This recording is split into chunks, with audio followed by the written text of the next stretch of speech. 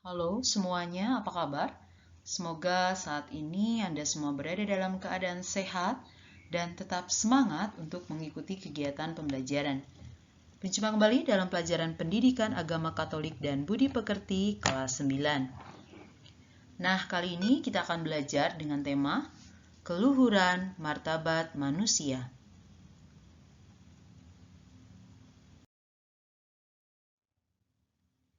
Adapun indikator pembelajaran kali ini, yang pertama, menyebutkan contoh-contoh sikap perendahan terhadap martabat manusia.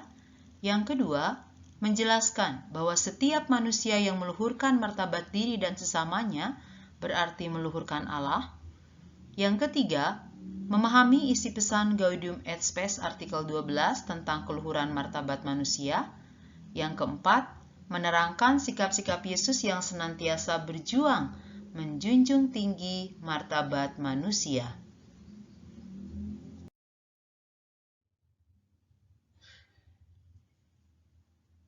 Hal yang perlu kita ketahui bahwa dalam masyarakat ada kecenderungan kita itu menilai martabat seseorang dari hal-hal berikut ini.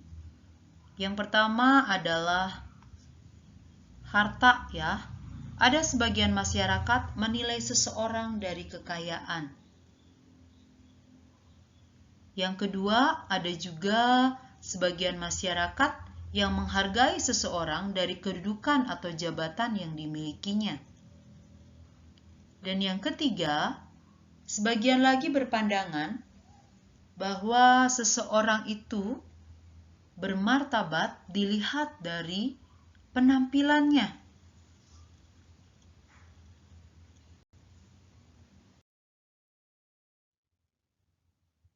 Mari kita lihat bersama.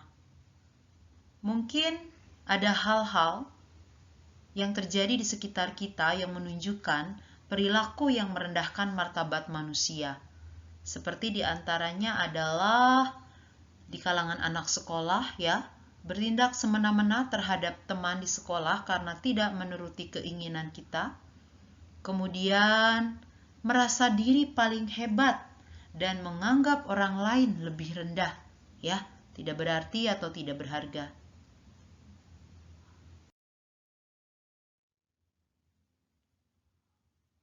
Kemudian ada lagi yang memperlakukan pembantu di rumah seperti budak. Tenaganya diperas dan diberi upah yang tidak wajar. Bahkan kalau salah dibentak-bentak dan dilukai secara fisik. Kemudian yang sering marak kita perhatikan mungkin dalam televisi atau berita-berita itu adalah penculikan, penjualan manusia, pemerkosaan, dan lain sebagainya. Beberapa contoh menunjukkan adanya perendahan terhadap martabat luhur manusia.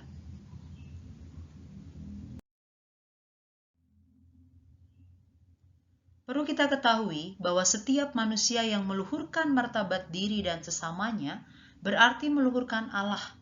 Manusia adalah citra Allah yang mempunyai kedudukan yang paling luhur di antara segala ciptaan Tuhan lainnya.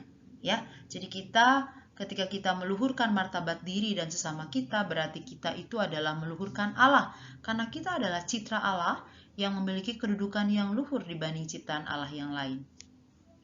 Keluhuran martabat manusia sebagai citra Allah, terutama karena manusia dikasihi Allah secara khusus, bahkan hampir sama seperti Allah.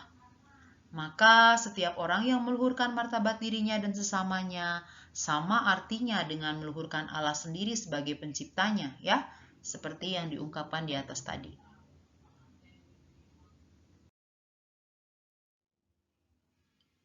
Nah, dalam hidupnya Yesus selalu menunjukkan kasih kepada setiap orang, Bahkan tindakan Yesus banyak memperlihatkan usaha memperjuangkan keluhuran martabat manusia.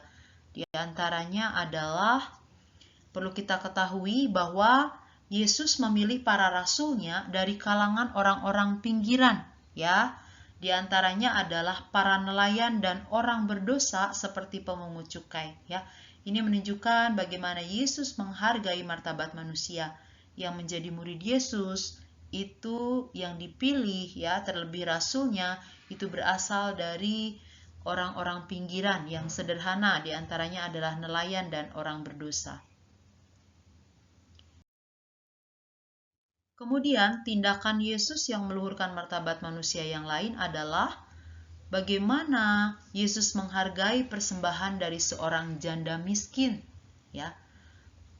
Anda harus tahu bahwa dalam masyarakat Yahudi, seorang janda itu tidak dihargai dan cenderung dianggap rendah martabatnya, ya. Tetapi Yesus justru menghargai dan memuji persembahan janda miskin yang memberikan dari kekurangannya, dari apa yang ia miliki atau seluruh kepunyaannya, ya.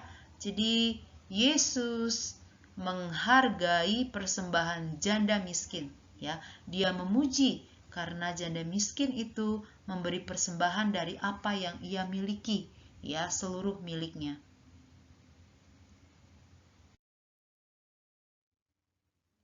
Kemudian, tindakan Yesus lain yang menunjukkan bahwa ia meluhurkan martabat manusia adalah Yesus dekat dan bergaul dengan orang-orang yang dianggap berdosa, ya. Tadi orang berdosa pun dipanggil menjadi rasul Yesus, bahkan Yesus dekat dengan orang berdosa yang lain seperti Zakeus, Maria Magdalena, ya.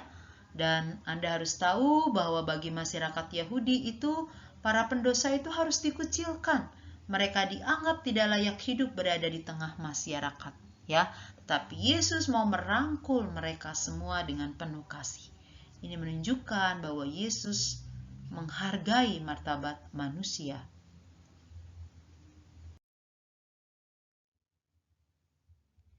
Berikutnya adalah bagaimana Yesus menerima anak-anak yang datang kepadanya.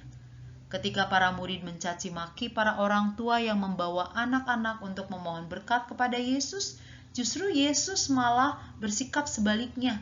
Ia mengundang dan membiarkan anak-anak itu datang mendekat kepadanya. Ya, ini juga menunjukkan bagaimana Yesus menghargai martabat anak-anak.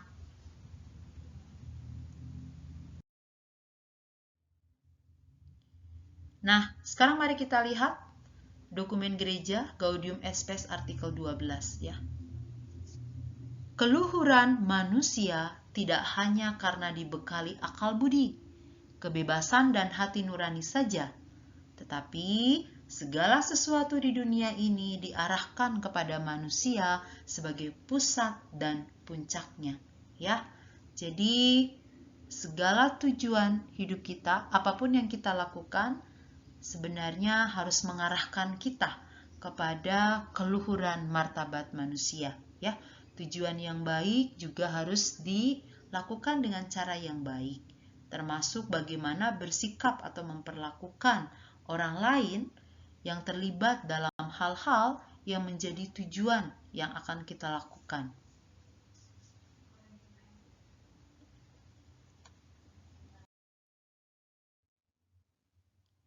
Contoh-contoh tindakan yang menunjukkan keluhuran martabat manusia, yang pertama adalah menghargai teman apapun latar belakang yang dimiliki.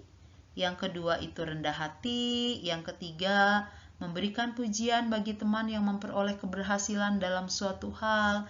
Ini suatu bentuk peluhuran, ya, martabat manusia, mengakui bahwa teman itu mampu. Kemudian yang keempat, memberikan dukungan atau motivasi pada teman yang mengalami kesulitan dalam belajar, ya. Kemudian yang kelima adalah bergaul dengan siapapun tanpa membedakan. Tidak melihat dia pakaiannya bagus, sepatunya bagus, uang jajannya banyak, dan lain sebagainya. Jadi bukan berdasarkan itu dalam berteman, tetapi memang karena siapapun itu adalah citra Allah, ya, yang menggambarkan diri Allah, dan ketika kita bergaul dengan dia berarti kita sama dengan meluhurkan Allah.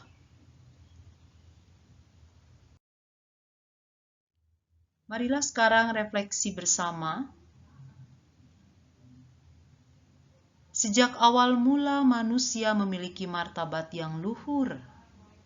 Ia diciptakan menurut gambar dan rupa Allah dan dikaruniakan akal budi, hati nurani, dan kehendak bebas. Oleh karena itu semua berharga, karena bagi Allah martabat manusia sama. Bagaimana dengan diri kita? Apakah kita menghargai sesama sebagai pribadi? Ataukah kita menghargai orang lain karena kekayaannya? Pernahkah kita memandang rendah orang lain karena miskin atau karena kurang menarik penampilannya? Marilah kita renungkan bersama dan bersama-sama kita mewujudkan penghormatan terhadap martabat luhur manusia kepada siapapun kita jumpai. Terima kasih untuk pembelajaran kali ini. Semoga menjadi paham. Tetap aman, tetap sehat, tetap teguh dalam iman. Sampai jumpa dalam pembelajaran selanjutnya. Tuhan Yesus memberkati.